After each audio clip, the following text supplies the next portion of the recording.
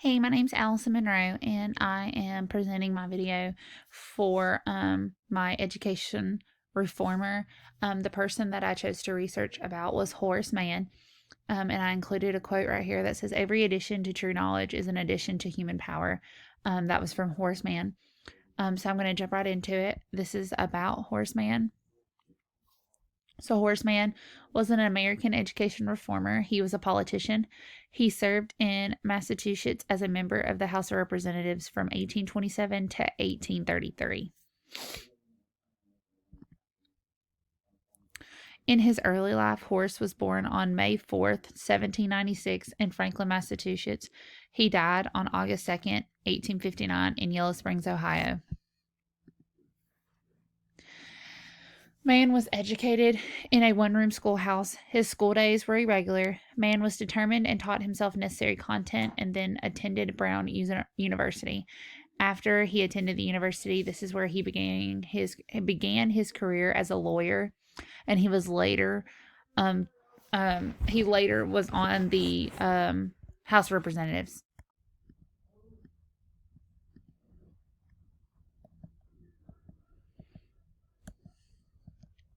So moving on to his beliefs, Horace believed that Horace was the first great American advocate to public education, so he believed in a democratic society where education would be free, universal, and non-sectarian. He believed that all children should have a free education to have them prosper and succeed in life. He believed that no children could be successful in his world without a proper education. So this is where his work came into play.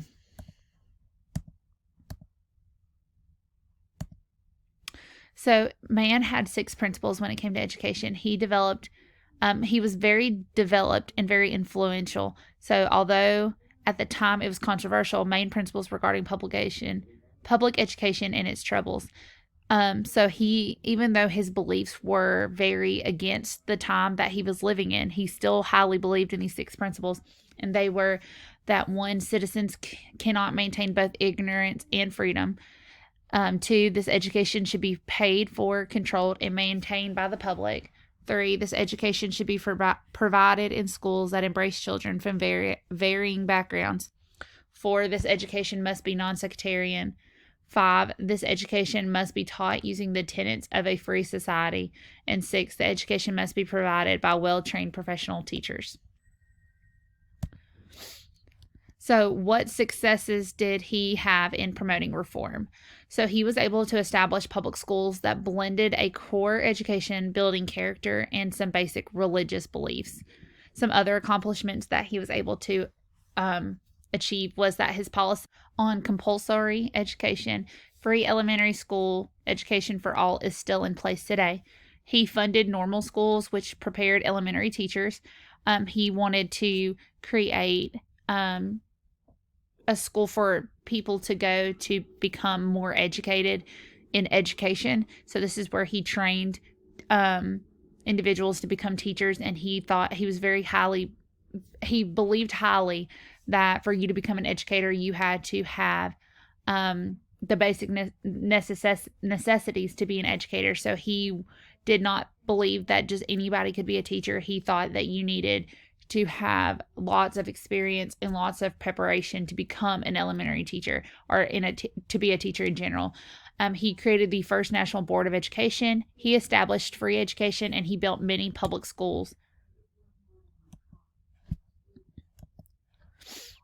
What is the Common School movement? So if we talk about the Common School movement was the effort to fund schools in every community with public dollars, and is the start of the systematic public schooling in the United States today.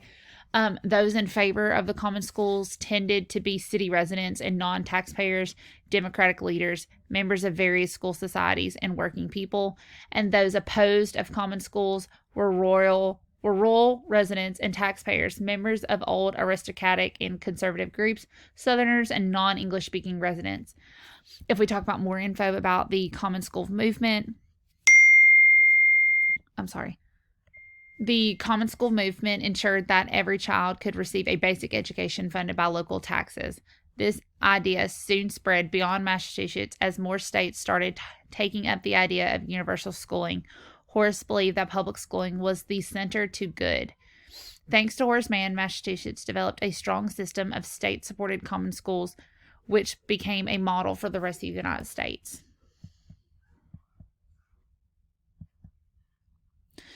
So if we talk about his impact, the quality of the investment we put into the next generation determines the quality of our future. Horace Mann believed that everyone, not just the wealthy, deserved an education.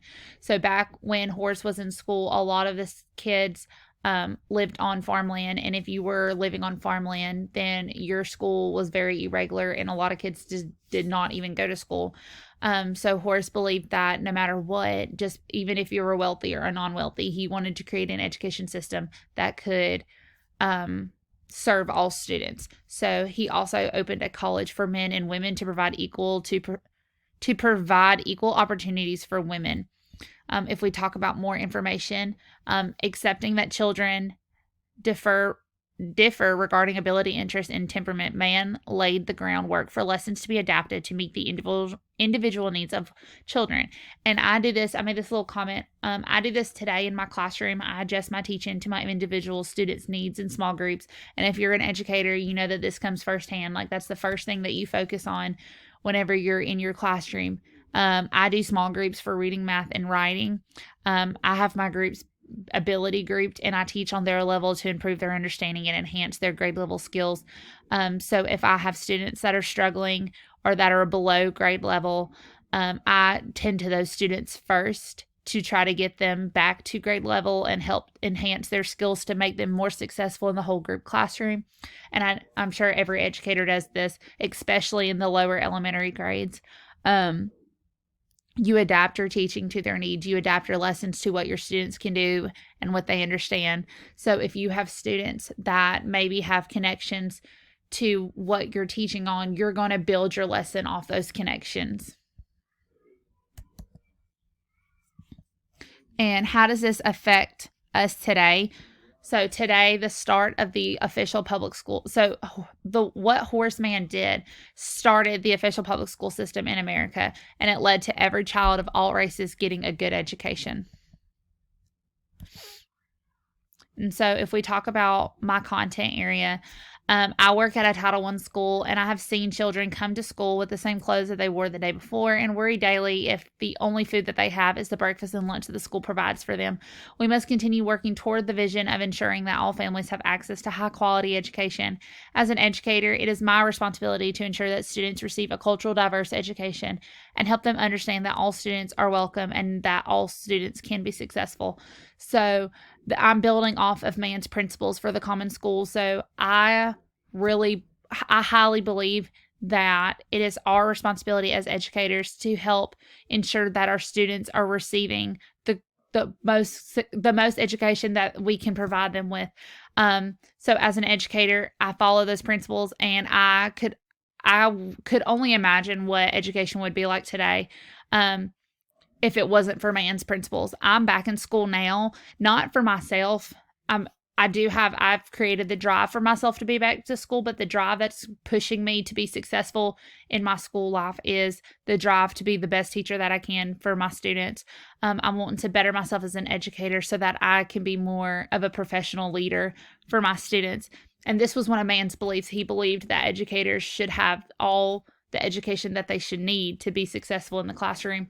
And it's the same thing for our kids. We as educators are wanting to ensure that our students have all of the necessary education that they need to be successful in school. And the effects of Mann's reform today. Today, public schools have a good system that was developed by Mann. Like I said earlier, the system allows for education for all children to be equal. He appointed women as teachers at the schools, which was rare at the time, and now women are employed in almost every type of job. I also learned that Mann had a huge impact in segregation and allowing students of different color and ethnicities to come into the school to be equal. Like I said, this goes back to Mann's beliefs that he wanted all children to be all children to be equal for education. So he wanted all children to receive the same education, regardless of their religious beliefs, regardless of their ethnicity and their cultural background. He believed that all children should be allowed to have an equal education. So that is my presentation on Horace Mann. Here is my references if you would like to go and read some of these awesome articles. They are listed there. I truly believe that Horace Mann helped establish a strong foundation for the education that we have today and the school systems that we have today. And I really enjoyed learning more about Horace Mann and what all he did for our educational system.